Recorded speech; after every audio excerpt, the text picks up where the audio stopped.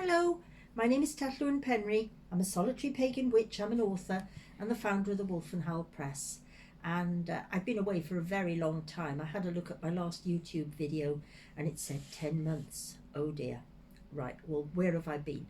Haven't been anywhere interesting. But that's nothing new for me. I never go anywhere interesting, really.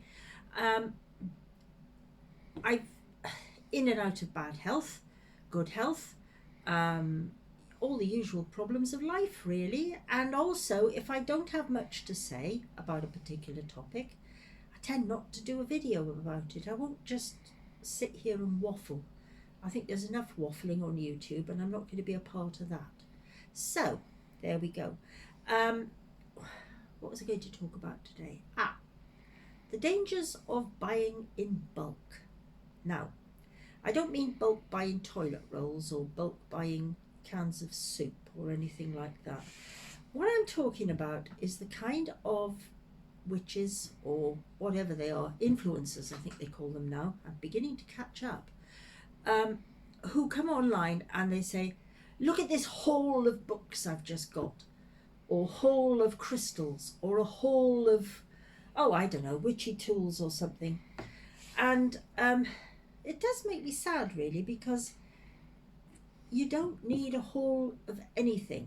In fact, I've never been able to afford to buy a haul of very much, really. Years ago, embroidery threads and things like that, but no, I don't buy a haul of anything. I rarely buy more than 2 books at a time. I think you can appreciate what you've bought much better. Sometimes people say, look at this to be read pile I've got. Well, if you've got a to be read pile, either get on and read it, please, or, slow down a bit until you've reduced the pile quite significantly. There is no need to overload ourselves. Overloading ourselves is not healthy.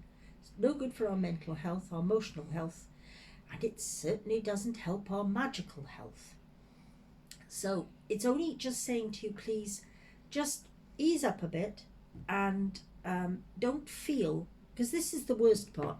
I don't care whether you've got a pile of books in the house that you haven't read. It's none of my business.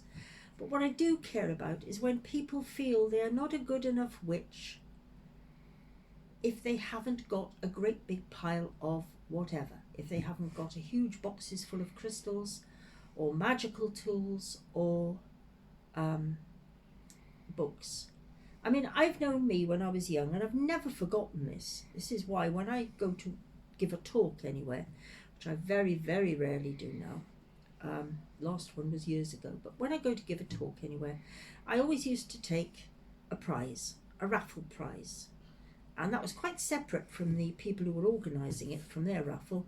It was my own raffle. I gave up my own tickets, and at the end of the talk, we'd draw the raffle, and it would usually be a painting of a green man, something like that.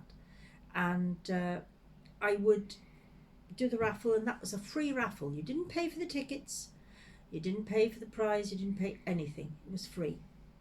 And the reason I did it was because when I was a young mum, and believe it or not, I was a young mum, and we'd see adverts for these different shows and things that we wanted to go to. And we could go, but we could only manage to afford the entrance fee. That was it. There was no spending money. We could go round, and my mother-in-law used to have a wonderful saying for it. She used to call it going round with your finger in your mouth, which is sort of going round looking at all this stuff and thinking, oh, I wish I could buy that. And I did. I've had my fair share of feeling like that. And that's why I felt that when I did a talk or anything like that, I would give something back. I couldn't give it to everybody, but I'd give something to somebody. Somebody had a lucky day. And I just thought that was nice thing to do. And it's the same for us as witches, whether we're starting out as witches or whether we're much more experienced. Don't feel you have to have everything. Don't feel you must have a lot. You don't need it. If you can afford it, if you want it, great. But be very careful that you don't load yourself with so much stuff that you're sitting there going, oh, look at this book, look at that book, look at this, look at that.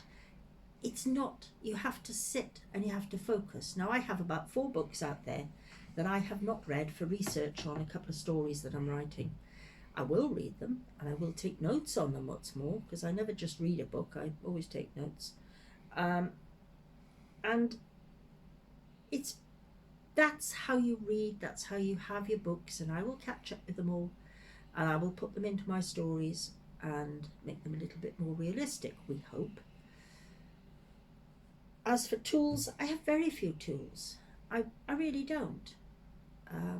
I don't go a lot for very fancy candles.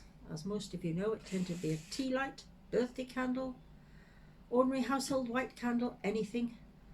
You can always decorate it yourself if you want to. I have a staff, or I have several staffs, I have a couple. And then I found I needed a walking stick. And the staffs didn't quite give me the support I needed because I've got arthritis in my hands. And then I've got elbow crutches, but there's no reason they can't do a perfectly good job as a staff. My walking stick has done loads of magic and it's very good at it. So anyway, look, I'm not going to keep you, I'm not haranguing you, honestly. I'm just having a little chat. Now that I'm back, things I want to talk about. So anyway, thank you very much for listening. I'll catch up again soon. Bye.